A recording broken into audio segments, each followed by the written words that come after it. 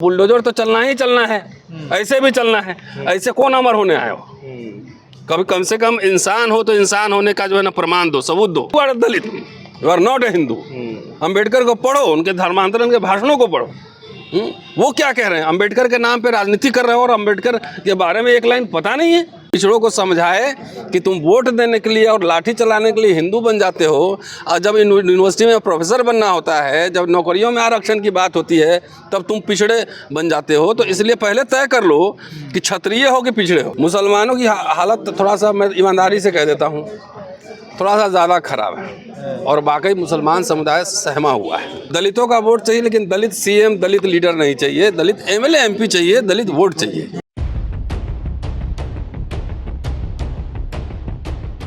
Deputy CM मुस्लिमों का नहीं है, बात हुक्मरानी की तो बहुत दूर की है, लेकिन अभी डर के साए में मुसलमान जी रहा है। कैसे उभरेगा? सीधा सवाल। खुद ही लड़ना पड़ेगा। और अभी ले चलता हूँ बिहार से, प्रशांत किशोर हैं। वो बड़ी बड़ी बातें हुई हैं कि जनसंख्या के हिसाब से टिकट बांटेंगे, लेकिन कार्यकारी अध्यक्ष एक फॉर्मर ब्यूरोक्रेट दलित समुदाय के हैं, उनको बनाया है। आज पहले दलित से शुरू करता हूँ, तब उस पर आ जाऊँगा।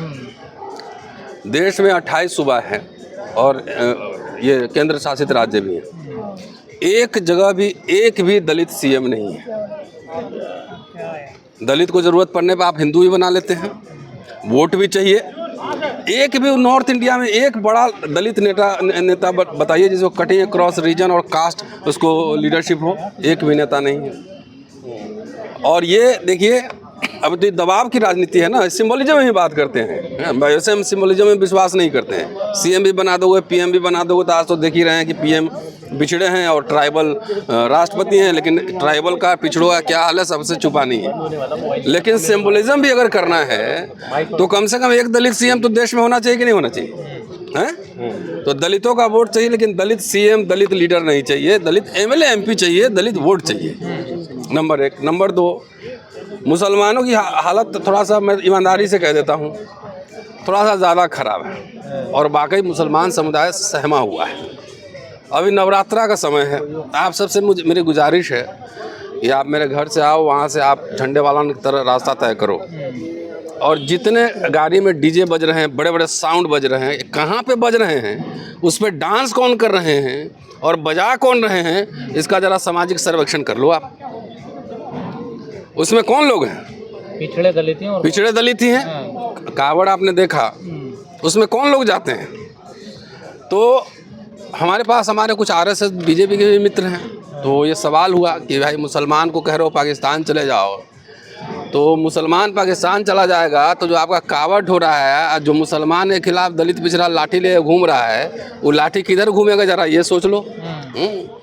तो ये बात तो तय है कि बहुत ही सिस्टमैटिक तरीके से आरएसएस बीजेपी ने पूरे दलित और बैकवर्ड कम्युनिटी का कम्युनलाइजेशन किया है, फिक्टिशियस हिंदू बनाया उसको, और वही इनका जो है ना पूरा रथ ढो रहा है। इसलिए मुसलमानों के लिए एक तरह संकट का समय है। इस समय चाहिए कि जो भी एट्रोसिटीज़ हो रही हैं मुसलमानों के ऊपर, कम से कम ऑल पॉलिटिकल पार्टीज़, आप वोट तो लेते हैं, उम्मीद करते हैं कि वोट तो फ्री का आएगा, तो कोई भी एट्रोसिटीज होता है उससे स्टैंड लीजिए और खुल के राष्ट्रीय मंच पर, राष्ट्रीय फलक पर अपनी बात रखिए और बोलिए। सिर्फ सिंबलिज्म से नहीं चलेगा। बोलते क्यों नहीं, आखिर क्या वजह है? अब तो नेता बताएंगे, हम तो बोल रहे हैं ना। बोले कि नहीं बोले? वोट चाहिए तो मुसलमान कोई पार्टी का प्रेसिडेंट है, क्या कह रहा, क्या वजह, क्यों नहीं बोलना चाहते? एक्चुअली मैंने क्या कहा, आपने सुना नहीं? पूरा आरएसएस बीजेपी ने हिंदुआइजेशन कर दिया, फिक्टिशियस कम्युनलाइजेशन कर दिया है।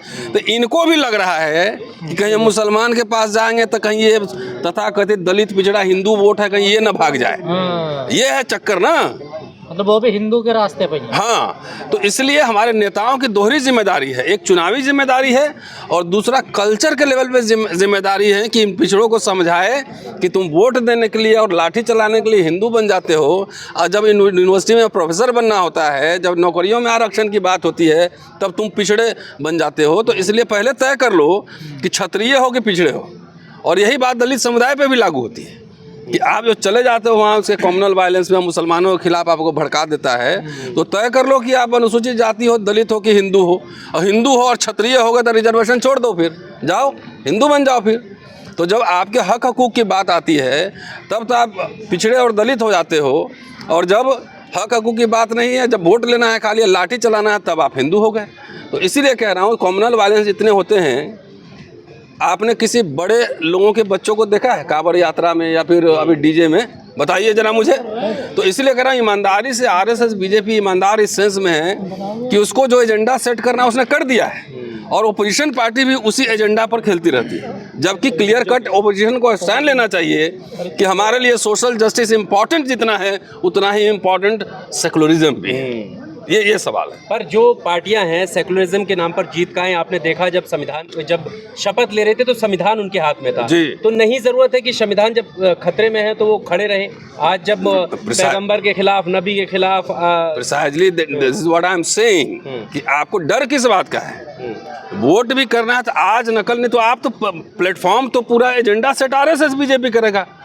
वो बोलेगा ये हिंदू है तो सब मान लेगा हिंदू है। आप बोलो कि you are Dalit, you are not a Hindu. Ambedkar को पढ़ो, उनके धर्मांतरण के भाषणों को पढ़ो। वो क्या कह रहे हैं? अम्बेडकर के नाम पे राजनीति कर रहे हो और अम्बेडकर के बारे में एक लाइन पता नहीं है। इन नेताओं का काम है जाके बोले वहाँ के तुम पिछड़े हो, हिंदू नहीं पिछड़े हो तुम। तुम्हारे बच्चों का स्कूल का, कॉलेज का, यूनिवर्सिटी का, उनके फ्यूचर का, करियर का पूरा चैलेंज है, और बीजेपी आरएसएस सब ये ख़त्म कर रही है। ये समझाना पड़ेगा ना लोगों को। अरे हम लोगों ने रोस्टर का आंदोलन चलाया, अभी सूरज जी हमारे साथ है, लक्ष्मण भी यहीं था कहीं, और धर्मेंद्र जी साथ थे। आज मैंने कहा ना कि नेता के भरोसे थोड़ी आदेश लेने का इंतजार करेंगे, सड़क पे उतरेंगे। और रोस्टर का आंदोलन हम ही लोगों ने शुरू किया था। और जयप्रकाश यादव जो कि आरजेडी के नेता हैं, एक बार शरद जी घर पे मिले हमें। उन्होंने कहा कि रतन जी आप लोगों ने ऐसा क्या कह दिया कि मेरे कॉन्स्टिट्यूंसी में 19 साल का एक लड़का हमसे पूछ रहा है कि रोस्टर पे आपने बोला कि नहीं बोला। उसको रोस्टर पता भी नहीं होगा, लेकिन वो मैसेज चला गया। तो सोशल लीडरशिप बहुत ज़रूरी है, और सोशल लीडरशिप जब हमारा समाज नहीं बनाएगा जो कि निस्वार्थ हो, तब तक नेताओं पर और पॉलिटिकल पार्टीज पे अंकुश नहीं लगेंगे। सेकुलरिज्म का सवाल उतना ही इम्पोर्टेंट हमारे लिए है, और ये तमाम बड़े नेताओं जो रहे हैं। आप कह रहे हैं कि हम नेताओं के भरोसे नहीं रहेंगे, लेकिन मुस्लिम समाज है वो तो नेताओं के भरोसे नहीं, मैं खाली ये नहीं कह रहा हूँ कि नेताओं के भरोसे। आखिर पार्लियामेंट में तो नेता ही उठाएंगे ना, लेकिन हर काम के लिए नेता को ये नहीं करेंगे आप ही के भरोसे। आप जब बोलेंगे तभी हम चाय पियेंगे। जब हम लड़ेंगे तब नेता की आवाज़ निकलती है। जब आपको याद होगा 2 अप्रैल का आंदोलन हुआ तो रामविलास जी को संसद में बोलना पड़ा कि नहीं बोलना पड़ा है? अभी जो वर्गीकरण पे था तो अभी तो लोगों ने ही लिखना शुरू किया था, तो बहन जी को बोलना पड़ा कि नहीं बोलना पड़ा? तो जब लोग आवाज़ उठाते हैं, जब आप जैसे साथी हैं करोड़ों लोगों के पास हमारी आवाज़ पहुंचाते हैं, जब एजेंडा बनने लगता है तो नेताओं को मजबूर होना पड़ता है कि संसद में भी बोले और संसद के बाहर भी बोले। ये मैं कह रहा हूँ कि खाली छोड़ दें कि नेताजी ही सब करेंगे, हम वोट दे दिया, 5 साल हम भात खा के सोए हुए हैं, तब बात नहीं बनेगी। नेताओं पे प्रेशर लगातार बिल्डअप करना पड़ेगा, और यही बात मुस्लिम समुदाय को भी सोचना पड़ेगा, दलितों को भी सोचना पड़ेगा, पिछड़ों को भी सोचना पड़ेगा। सर कहते हैं कि प्रधानमंत्री नरेंद्र मोदी जुमलेबाजी करते हैं, लेकिन जो सेकुलर पार्टियां हैं वो मुसलमानों से कहती हैं कि हम आपके साथ खड़े हुए हैं, लेकिन कोई कानून नहीं बनाती। वो भी प्रतीत होता है कि वो भी जुमलेबाजी कर रही हैं। तो इसमें मैंने बोला ना, ये सेकुलर पार्टियों का क्या इसमें मैंने बोला ना, आपने एक सवाल अभी कहा कि आप चुपचाप खाली वोट देते हो, सवाल कौन करेगा? जी यही चीज, मतलब सेकुलर पार्टियां जो कर रही हैं। नहीं, मुसलमान समाज क्या करेगा जी? अगर नहीं बना रही है तो हल्ला उठाएगा कि नहीं उठाएगा? अपने लाइक माइंडेड लोगों से बात करेगा कि नहीं करेगा? करना पड़ेगा ना, कि खाली वोट दे के आप 5 साल सो जाएंगे? नहीं सर, मेरा कहने का मतलब ये एक्ट वगैरह बनाया गया है। आपने कहा कि ठीक है, इसी से जुड़ा हुआ सवाल था। जैसे अभी आपने कहा कि समाज को उतर के आना चाहिए, समाज जागरूक होना चाहिए। जब समाज सामने आता है, उतरता है, तो उसका तो घर फूट जाता है, घर पर बुलडोजर चल जाता है। अगर वो समाज के मतलब जागरूकता नहीं आता है तभी बुलडोजर चल जाता है। इतना मत चिपकाओ, इतना मत धकेलो कि हम दीवार में चिपक जाए। जब दीवार में चिपक जाएंगे ना तो पीछे हटने का कोई रास्ता नहीं होता है, ना तो सामने फिर टक्कर ही मारता है लोग। जो समाज जो है लगातार जो है, जिसको आप इतना दबाएंगे तो जब दीवार ही में चिपक जाएगा तो अल्टीमेटली उसको टक्कर ही मारना पड़ेगा ना। सर्वाइवल के लिए तो टक्कर मारना पड़ेगा जी। तो इसलिए समाज को चाहिए कि नेताओं पे बुलडोजर तो चलना ही चलना है, ऐसे भी चलना है। ऐसे कौन अमर होने आए हो?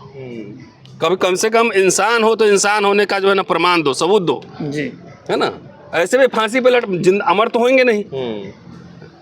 आप क्या लगता है आपके यहाँ बुलडोजर चल रहा है? यहाँ तो कितने दलित पिछड़ों के पूरे करियर पे बुलडोजर चल रहा है कि नहीं चल रहा है? लोग डर रहे हैं, आज भी बोल रहे हैं ना। तो डर के आगे जीत है, निकलो बाहर उससे, अपने नेताओं से सवाल पूछो। है ना। सवाल पूछोगे तब नेता प्रेशर में आता है, सवाल नहीं पूछोगे तो नेता लोग बहुत मोटी चमड़ी का होता है। हाँ, आराम से वोट लिया, बोला टाटा बाय बाय, फिर मिलेंगे, शुक्रिया, थैंक यू। यूपी के अमेठी में सर एक इनका सवाल शिक्षक फैमिली को मौत के घाट उतार दिया सर, क्या कहना चाहोगे सर?